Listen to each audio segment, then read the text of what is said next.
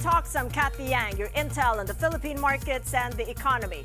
In the headlines, the Philippine Labor Force survey out earlier this hour reveals the unemployment rate for July is at 5.3%.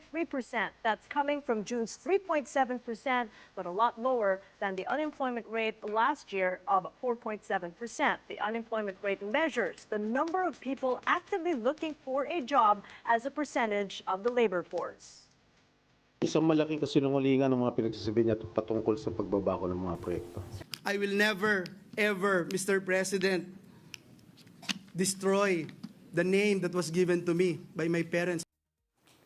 Senators Jinggoy Estrada and Joel Villanueva deny corruption allegations made by former Bulacan DPWH official Bryce Hernandez.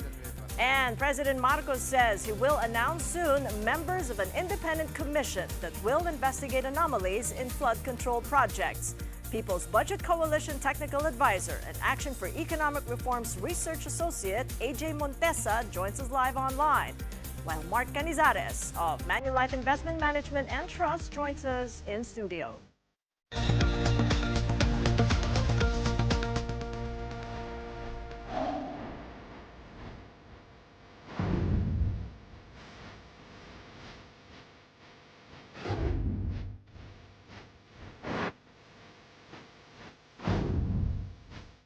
We first get into the latest job situation in the Philippines. At the top of the hour, the Philippine Statistics Authority announces more Filipinos were unemployed in July compared to the previous month.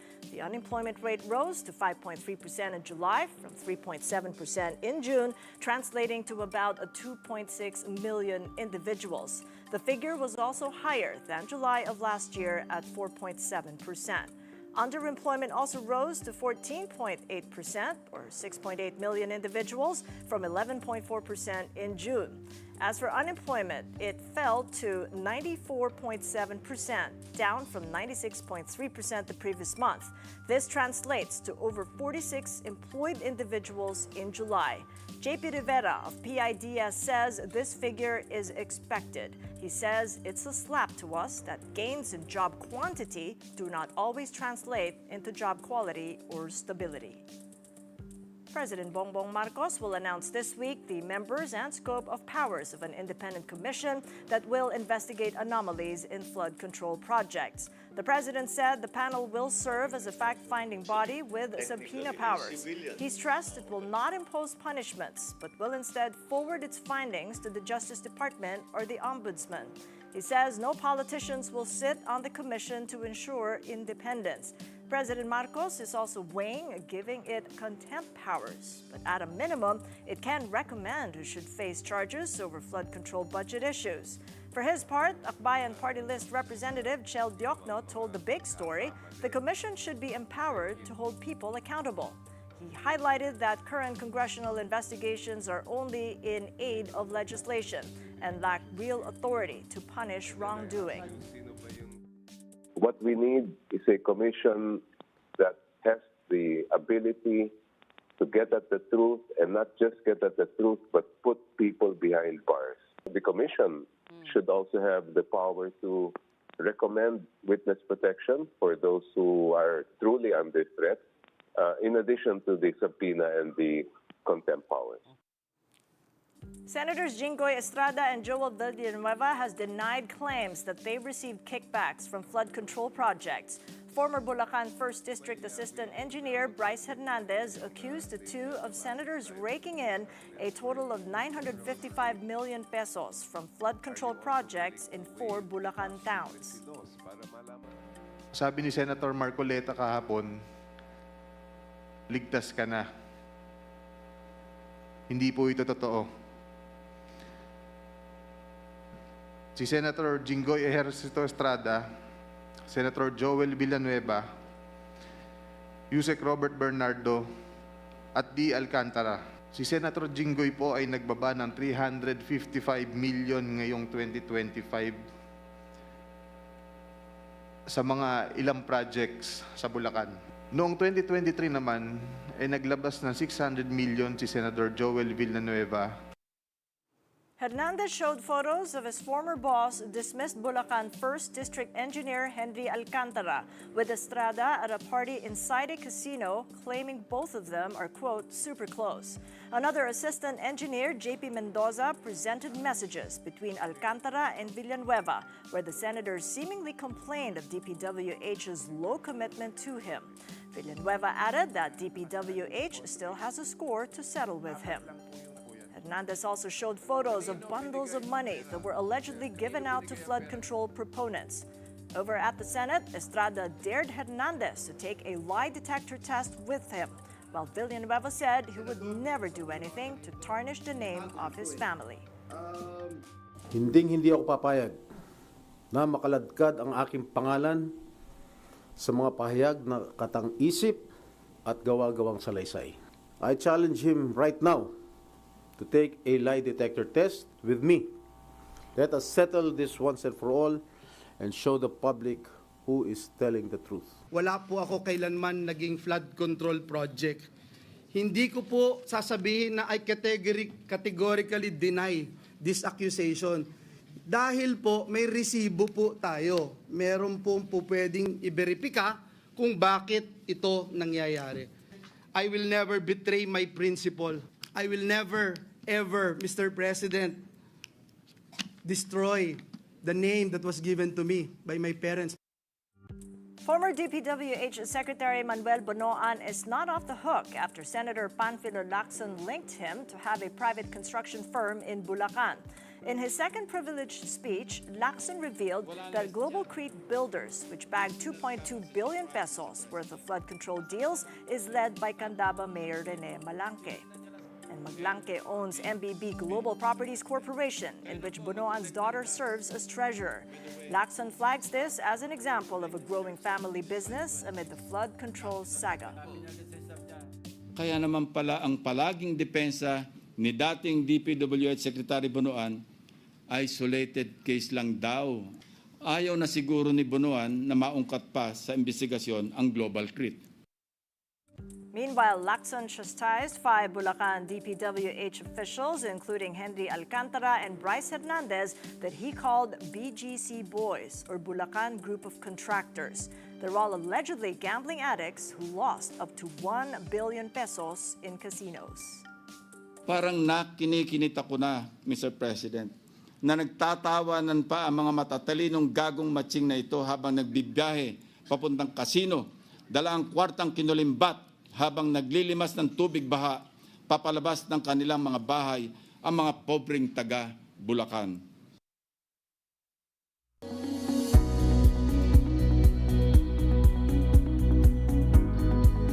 As the investigations reveal broader governance issues, over 100 groups are calling for systemic reform. In a joint civil society statement, the groups laid out a 5-point action plan demanding the government own up and be accountable. 126 groups and 191 individuals signed the statement, calling on the creation of an independent commission and investigation demanding accountability. They're also demanding an end to congressional insertions, transparency on flood control projects in the past years, and genuine public participation in budget reviews, among others. With us now for more is the technical advisor of the People's Budget Coalition. He is also research associate of Action Economic Research, AJ Montesa. Good to see you, AJ. Welcome to the program. Hi, good morning, Cathy, and thanks for having us. All right, so has the coalition gotten any bigger from last Sunday? The last count was 121 groups and 181 individuals. Right, so as of today, we have over 126 groups who have signed on to the statement and 191 individuals. We're still open to people joining. It's very diverse. People from the church, people from business sector, former government officials, and members of the academe. So I think citizens, mga kababayan natin, are really expressing their indignation over what's happening, the corruption, and they want to see systemic change in our government. So are they coming to you or are you going to them? I mean, as the coalition grows even bigger, what sorts of stakeholders are wanting in?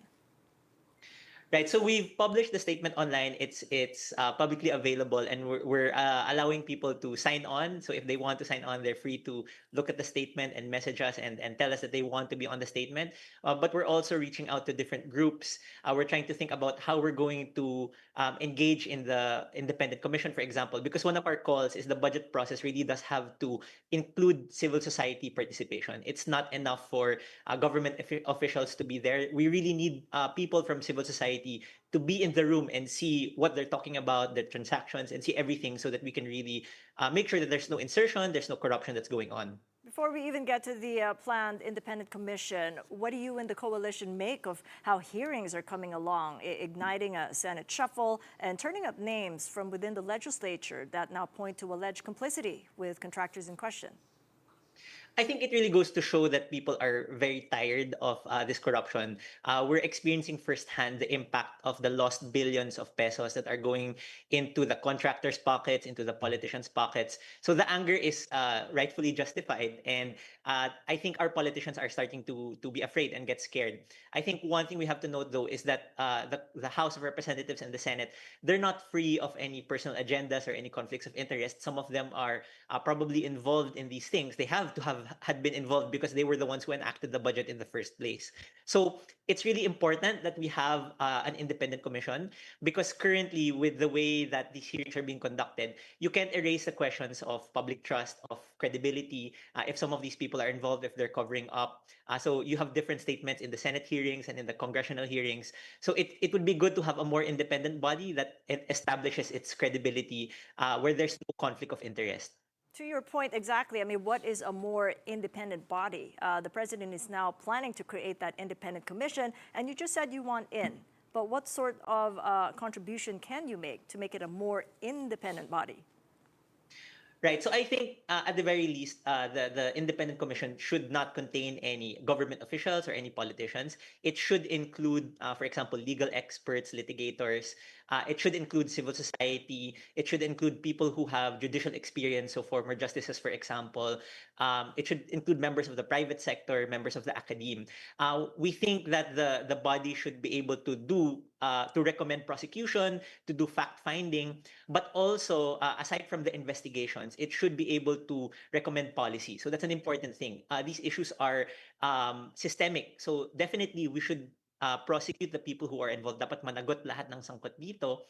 However, I think if we're going to address this in the long term, we should also be thinking about what laws need to be changed, what policies need to be enacted, so that we can prevent these issues from recurring in the future. In parallel, as the investigations progress, the 2026 National Expenditure Program is now being deliberated.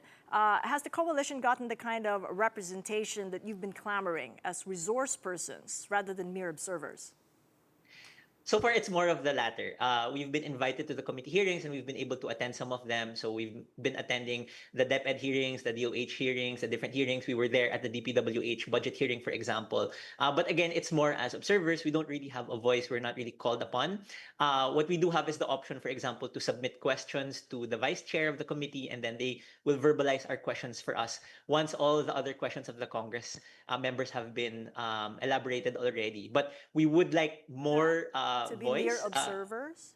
Or are you intending to speak up a lot more and really fight to be resource persons? Right. Yes. Our goal is really to become resource persons. We would like that we have the opportunity to be called upon to give our opinion. One of our calls in the statement is that, for example, the flood control projects should be scientific. It should be based on nature-based approaches, not just pagsesemento na ginagawa lagi. No? So we have different groups in our coalition that can speak to that. And that's what we're hoping for, that we can present some of our perspectives to the members of Congress so that they can consider those in the budget deliberations as well. So that fight is going on to be resource persons as the 2026 budget is being deliberated. How then can you ensure that you'll be of the same kind of make and the same kind of powers when that independent commission is made? Right. So I mean, we're not lobbying that we ourselves, the People's Budget Coalition, is part of the independent commission. We just want to make sure that the independent commission is made up of a diverse group of actors and stakeholders who don't have conflicts of interest. It's really important that to prevent corruption, there are witnesses. There are people who are there in the room when these conversations are happening, and civil society is a very important pillar of that. One of our other calls is that we should open all of the processes in the budget deliberations, having an open BICAM. One of the things we've called for is a transparency server, for example, in the budget process. So we really do want to track and make sure that all of the transactions, all of the insertions, amendments that are taking place, all of the policy proposals are completely transparent. We know who are proposing these, and we know who to hold accountable in case that anything goes wrong. It's a long list of wish lists, but thank you so much for the insights. AJ Montesa of the People's Budget Coalition. And you're watching Money Talks. Coming right up, Filipinos in Qatar advised to stay indoors after Israel's attack on Doha targeting Hamas leadership. And Mark Canizares of Manulife Investment Management and Trust joins us in a few minutes. Keep it here on One News.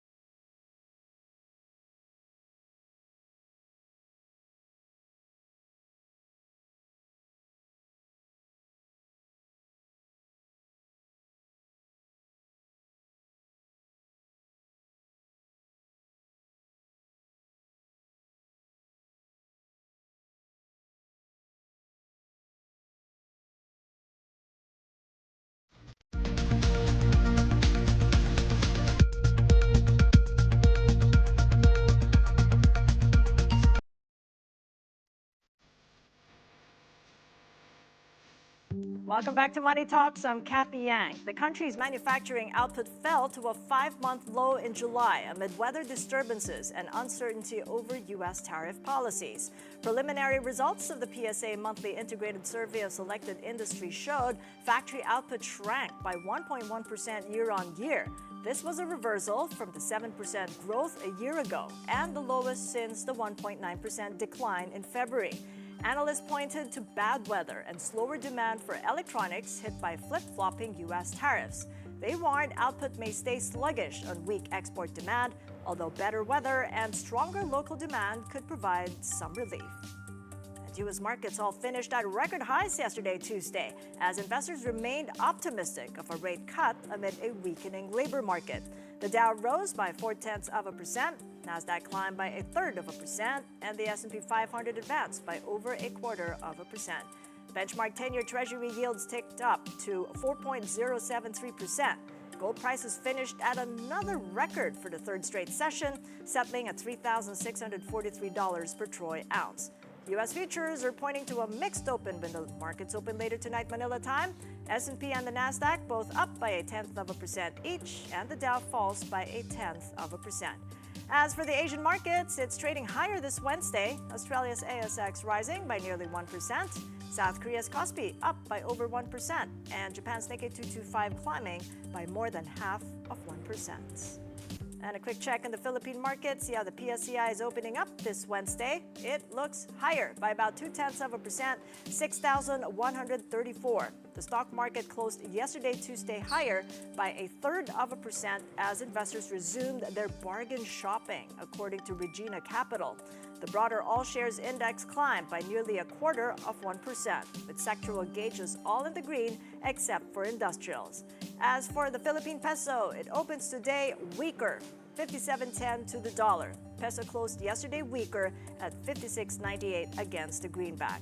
And 10-year government bond yields ticked down to 5.954% from the previous close of 5.984%.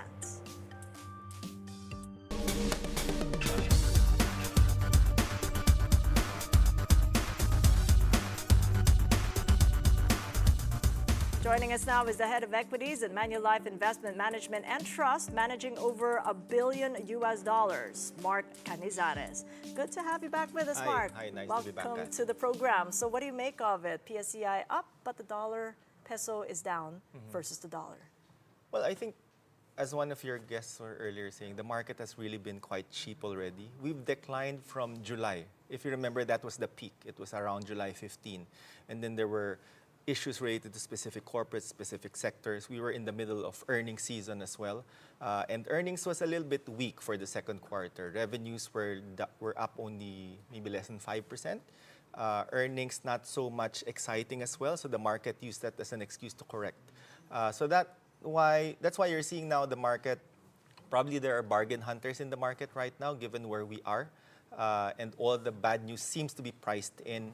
Is that right? Priced in, given the fact that we're still uncovering so much more in the anomalies relating to the flood control projects, an independent commission is going to be made, and also address the 2026 budget and ensure that it is not a reenacted budget. So given the risks that we all face locally, what sort of advice then are you giving to your clients? Well, I think there are two things to this, right? So we just finished earnings season. That was within expectation. It was lower. I think what we're seeing right now, the current investigations, when we try to relate that to markets, I've actually come across a study by the University of Chicago. There was a study in 2021 saying that stronger anti-corruption legislation actually leads to economic growth. Because, for example, foreign companies actually will give more money to local partners because of competence, not because of connections locally. You also see an increase in entrepreneurship.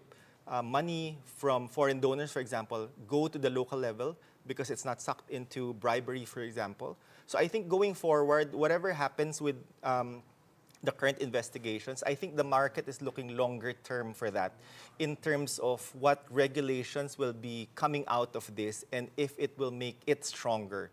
Because there will certainly be an impact to companies in terms of how, let's say, corporate earnings are, in terms of the level of investments that companies will do, in terms of, let's say, levels of employment, how it trickles down to the grassroots. And ultimately, it will lead to better numbers in terms of growth. Speaking of unemployment or employment, as you've heard, the PSA's just released its July unemployment figures. It's at 5.3%, coming all the way from 3.7%. It's a lot higher when you compare that with the year-ago figure of 4.7.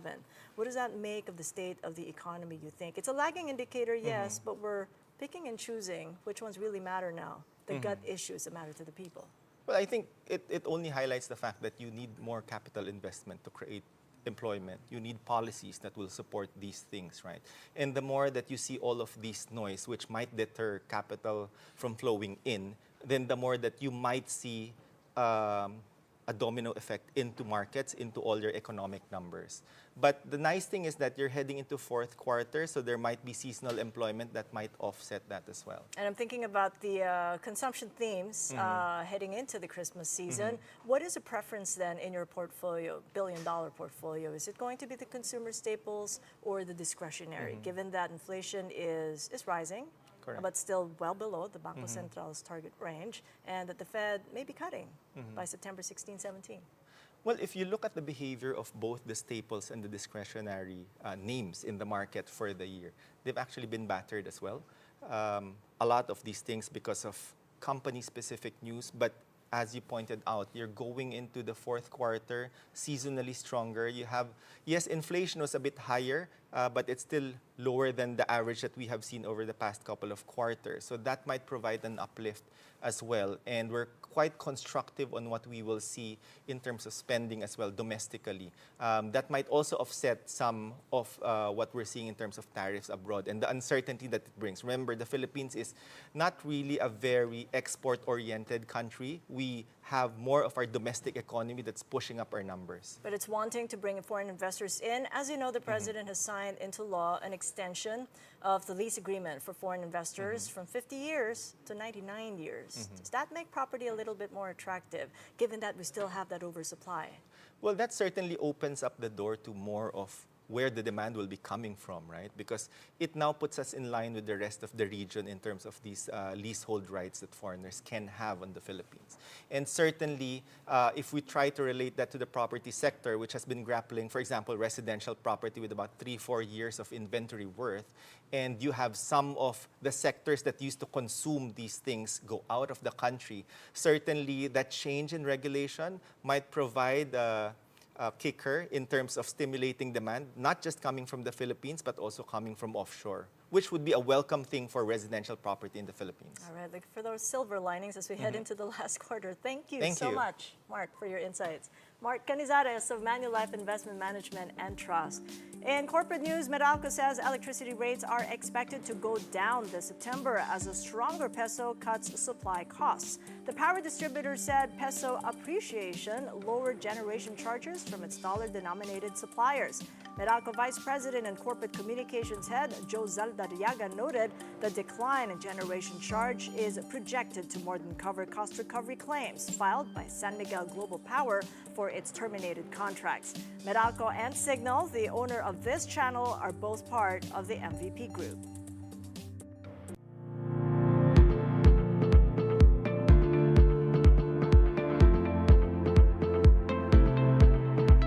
Headlines from around the globe. In Qatar, Israel attacked the capital city of Doha, targeting Hamas leadership as they discussed ceasefire proposal backed by U.S. President Trump. Israel's strike killed the son and office manager of Hamas's chief negotiator, as well as 3 other members. The Department of Foreign Affairs has urged Filipinos in Doha to stay indoors and remain calm for the meantime.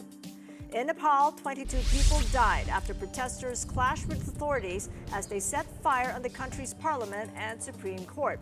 Prime Minister KP Sharma Oli resigned after the deadly protests started when the government banned major social media platforms last week. This ignited anger over corruption and economic inequality. And the Philippines drops to the near bottom of an annual global ranking measuring countries' abilities to retain a skilled workforce. The Institute for Management Development World Competitiveness Center ranked the Philippines number 64 out of 69 countries, its worst showing in 20 years. The Global Talent Index, once again dominated by European countries, ranks nations based on appeal, investment, and development, as well as readiness. And the MVP Sports Foundation and Ayala Foundation have come together to support Philippine sports and nurture the next generation of athletes. The two foundations sealed the deal at an event led by MVP SF Chair Manny Pangilinan and Ayala Corp Chair Jaime Augusto Zubel de Ayala. The two committed to strengthening grassroots training and collaborating on advocacy programs with government partners. The long-term goal is to create sustainable pathways for talent discovery and athlete development. The collaboration will debut at the Atletang Ayala World Pole Vault Challenge, set for September 20 and 21 in Makati City. Signal, the parent company of One News, is part of the MVP Group. This is a sports-minded country, so it is a worthwhile endeavor. It's good to have as many legs supporting the sport. And I think part of it is our desire in our program to talk to other businesses to join us here in this effort. And before we go, the one in Manila, the Friends Experience is coming here next month. Manila will be the first stop in Asia after it hit its runs in New York, London, and Las Vegas. The interactive attraction features recreated sets, replica props and costumes, and behind-the-scenes content from the iconic sitcom. It runs from October 8 to November 30 at the Space at Solaire. Visitors can step into Monica's kitchen, lounge in Central Perk's orange couch, or dance by the fountain. Go pick and choose for that wonderful selfie. That is it for Money Talks. I'm Cathy Yang. Catch us again tomorrow at 9:30 a.m. here on One News. Have a great day ahead.